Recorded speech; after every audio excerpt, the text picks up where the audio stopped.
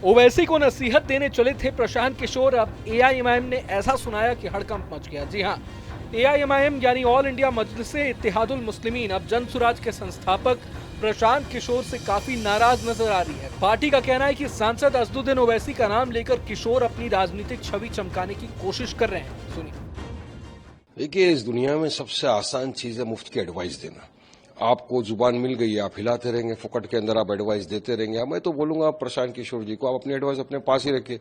अब तक तो आप ममता दीदी को एडवाइस देते रहे, बीजेपी को एडवाइस देते रहे।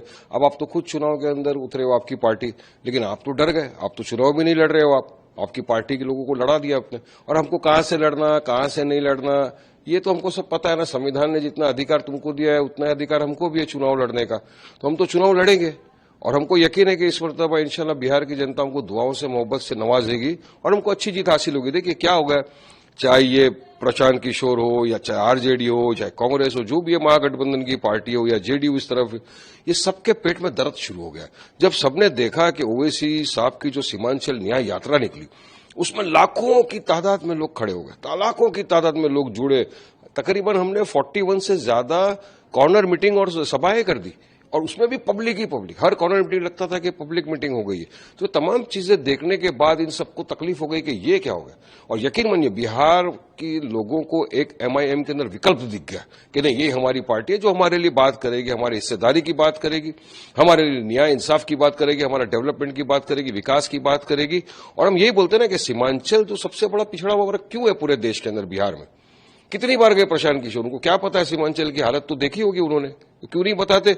आज भी सीमांचल भारत देश का सबसे पिछड़ा हुआ वर्ग है क्योंकि वहां पे 65% से ज्यादा मुसलमान आबादी है।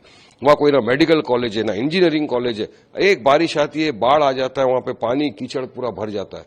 इनको परवाह नहीं है। हम तो वहां काम करने गए, हमारी हिस्सेदारी की लड़ाई थी, तो आप हमको एडवाइस दे रहे। मैं आपको एडवाइस दूंगा कि आप तो लड़ना था ना, आप तो डर के भाग गए ना।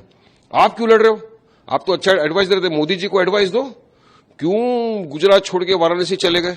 इतने सारे यहां वहां जा रहे हैं तो उनको एडवाइस दो ना आप। लेकिन नहीं, ओवैसी साहब का नाम लिए बिना इनके पेट में पानी नहीं पचता और ओवैसी साहब का नाम लेके इनको अपनी सियासत चमकाना है।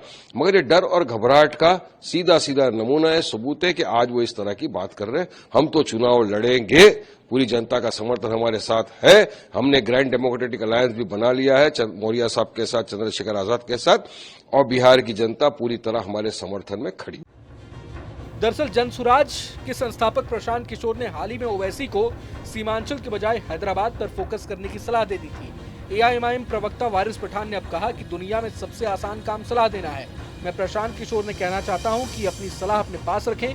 वो खुद डरे हुए हैं कि चुनाव नहीं लड़ रहे। प्रशांत किशोर हो, आरजेडी हो, कांग्रेस हो या जेडीयू हो, सीमांचल में ओवैसी की यात्रा में लाखों लोगों को देखने के बाद इन लोगों के पेट में दर्द होने लगा है। दरअसल पीके ने कहा था कि ओवैसी साहब मेरे दोस्त हैं, लेकिन मेरी सलाह है कि उन्हें हैदराबाद संभालना चाहिए। अपना गढ़ हैदराबाद संभालें और सीमांचल आकर बेवजह कंफ्यूजन न बढ़ाएं। अगर आप हैदराबाद संभालते और वहां के मुसलमानों का भला करते तो अच्छा होता। बता दें कि एआईएमआईएम ने बिहार विधानसभा चुनाव के लिए 25 उम्मीदवारों की सूची जारी कर दी है। इधर जनसुराज ने राज्य की सभी 243 सीटों पर दावा पेश किया है। बिहार में 2 चरणों में 6 और 11 नवंबर को मतदान होंगे और 14 नवंबर को मतगणना की जाएगी। Bureau report, news nation.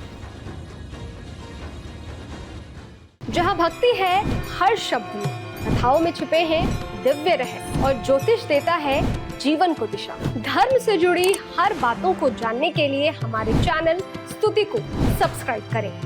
Channel पर जाने के लिए इस लिंक पर क्लिक करें।